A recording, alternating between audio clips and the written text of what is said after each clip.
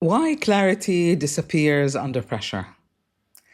Have you ever made a decision under pressure that felt completely reasonable at the time and then looked back and thought, what was I thinking?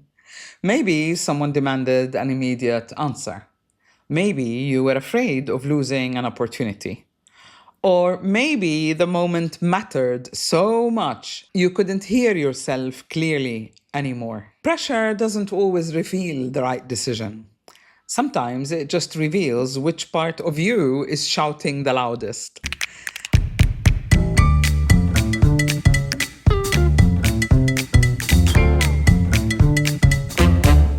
Welcome to Unbox the podcast. I'm Sahar Huneidi Palmer, and this is episode 34 of season 2026.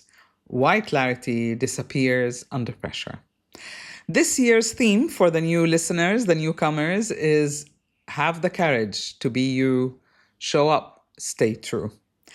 Today, I want to explore what happens to your judgment under pressure, why urgency gets mistaken for clarity, and how to connect with yourself before you make a decision that affects the rest of your life, your work, or the people around you.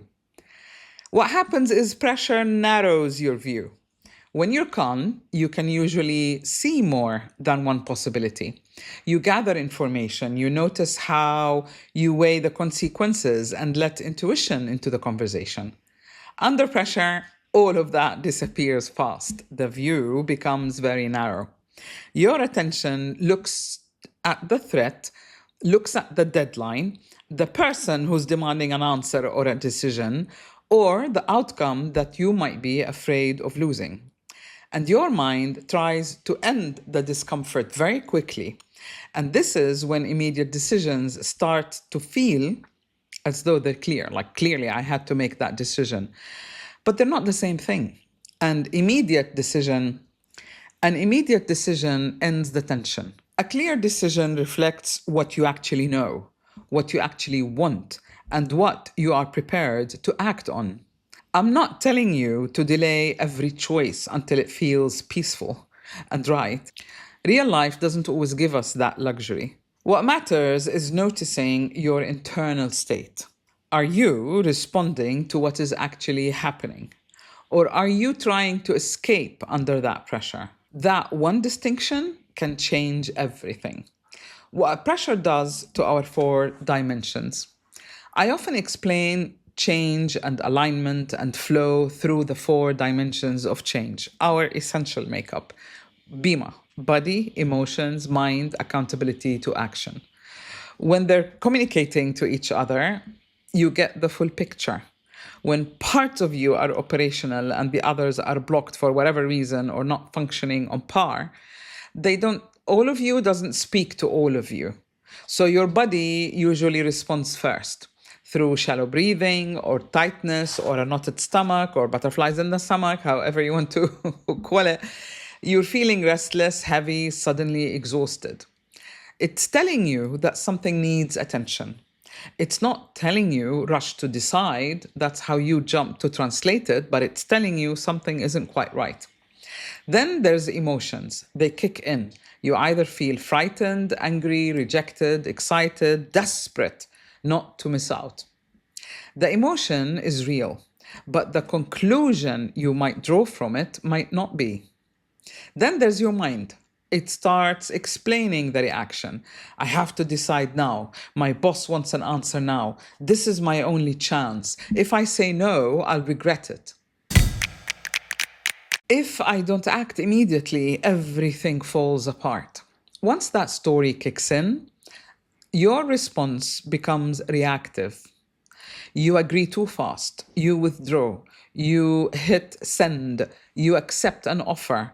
You don't act on an opportunity in the right way. You make a promise you don't have time or energy or desire to keep.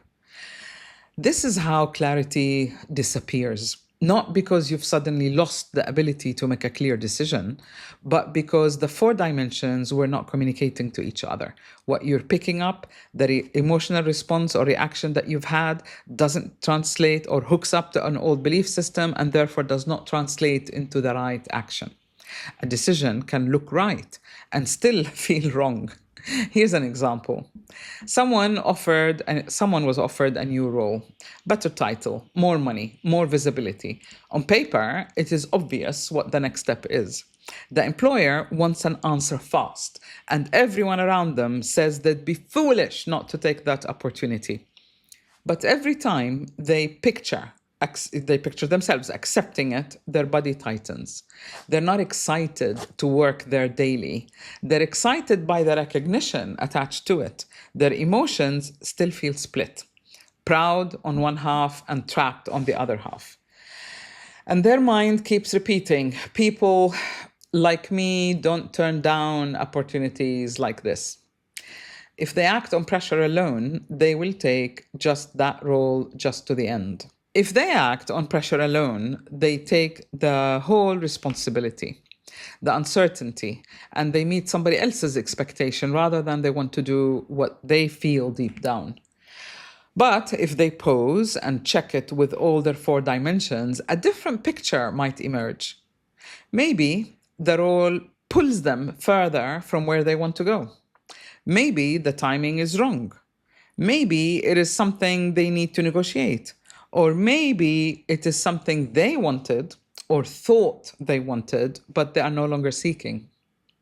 It's very important to be in touch with the now and not to run on an autopilot how you were, because you're not necessarily the same person now at this crossroad.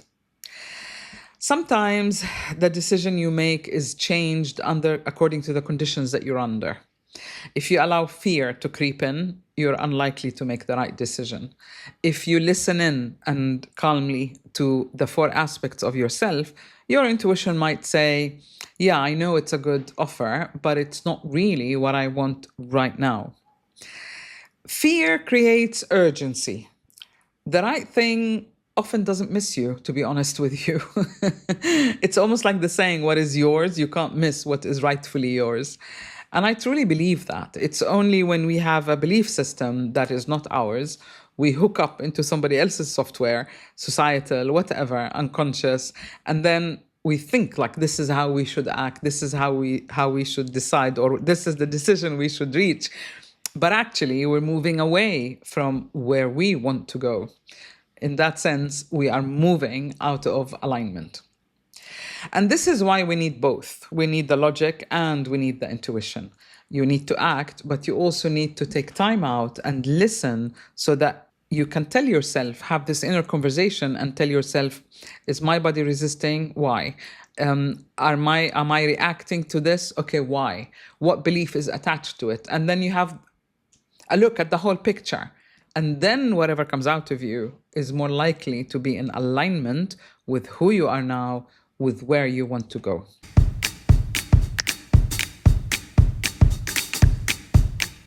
By the way, not all pressures belong to you. Sometimes by osmosis, we absorb it unconsciously. Someone might need you to answer because there's a deadline. So their anxiety translates over to you. Their urgency might be completely genuine, but it automatically becomes yours. So be aware of that. Notice when that happens. It reminded me when I was in London, I was looking to buy a flat. I got gazumped 6 times because everybody was pushing me. And then every time I will talk to the solicitor, we'll start the proceedings, and then it falls through. And I'm reminded of it now because I'm looking to move flats. And this is what's happening, although I've got 6 weeks, I think, before I do. Everyone is trying to push me in. This is an amazing flat. I need an answer now. You need to come and see it now. Or what? And I thought, no, I dropped it all. And I said, no. First of all, it's too soon to move. Second, I haven't decided where or what is important to me, what kind of flat, what area, etc. And I dropped it for this week, but I will pick it up next week. But I realized that I was being pushed into somebody else's template is not the word that I'm looking for, but in somebody else's frame of mind or frame of work. That kind of rushing things and under a deadline, yeah, I'm sure it's, the state agent's urgent deadline, but it's not mine. And it's only in that stillness when I realized my body is uncomfortable, my mind is racing, that I thought, hold on, what is happening here? So pay attention to the subtleties that you are picking up on. They mean something. No information you pick up on, your body picks up on, is useless, but you need to allow it to work together so that you can develop a fuller picture.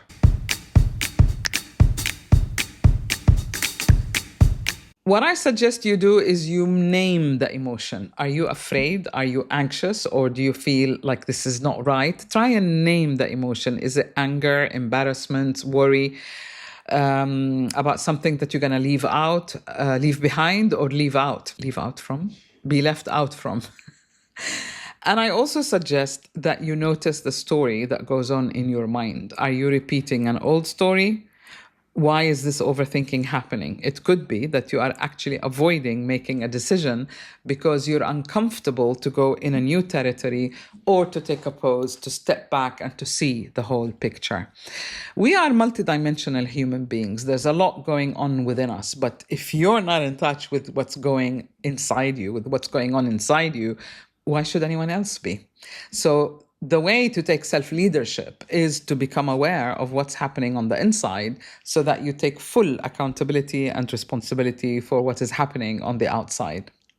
Somebody asked me something about failure the other day, and I thought I would never name any experience I had as failure, although it may have failed in somebody else's eyes. But to me, it was a necessary, really necessary learning step, or a necessary relationship, or a necessary, I don't know, book to write or poem to write. Whatever it is really never wasted, because sometimes we need, maybe we need to discover something in a gradual way, so that we're able to take on the wisdom of whatever experience we're going through. And this is why decisions are important, because if you keep building the wrong decision at every step because you're an automatic pilot, or you're not paying attention to what your body is picking up on, it's only natural that you end up running into the wall, having a crisis, feeling blocked, getting depressed, because there is nothing that you're enjoying anymore.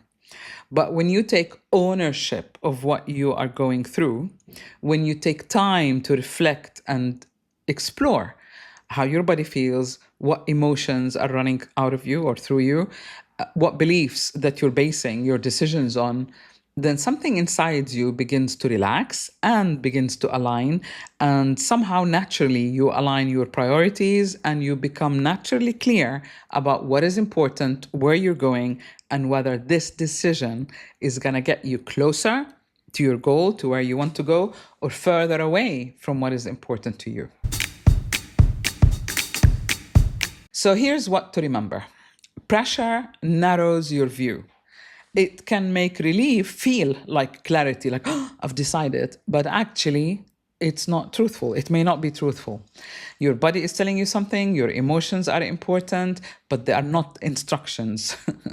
Honor your feelings, but they're not necessarily instruction. It's important that you allow yourself the chance to understand, why are you feeling that way? As I always say, or more often than not, have a conversation with yourself. Others don't have your inner workings. Others don't have your inner experiences. Others cannot tell you what to decide. So that might even put more pressure on you. But now you know what to do. You explore your 4 dimensions.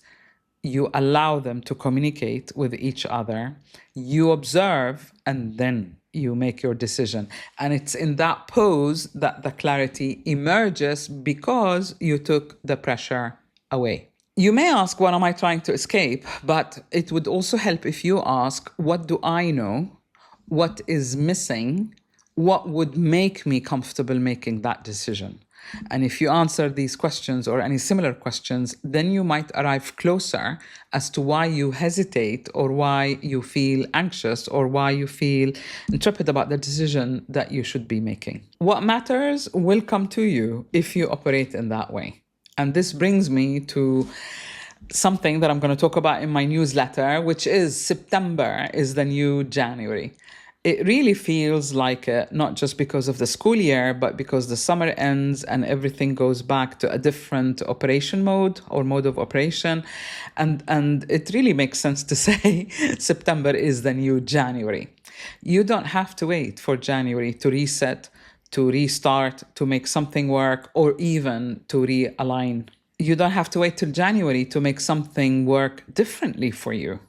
September gives you a natural moment to pause, to reset, to shift gears, and to prepare for the months ahead so that this year can end up making you a lot closer to where you want to go. Throughout September, I will be sharing practical guidance through my guided e-course, Unbox a Brighter Future. Look out for the newsletter, more details to come, and I hope it will allow you to reconnect with your future, to reconnect with yourself, and to get used to having these internal conversations so that you can begin to lead yourself, your life. If this episode has helped you, please remember to like, share, subscribe, hit the whatever button you need to hit so that you don't miss the next episode. I know many of you listen. I look at the statistics and I'm grateful and thank you. But it really does count when you hit those buttons and you follow and subscribe. It allows more people to find this episode. So if you think it's going to be useful to someone, please share it with them. If you have a page or an account, share it there. I'll be really grateful. I'm Sahar Huneidi Palmer. Thank you for listening to Unbox the Podcast, episode 34. Until next Tuesday, I'll see you soon.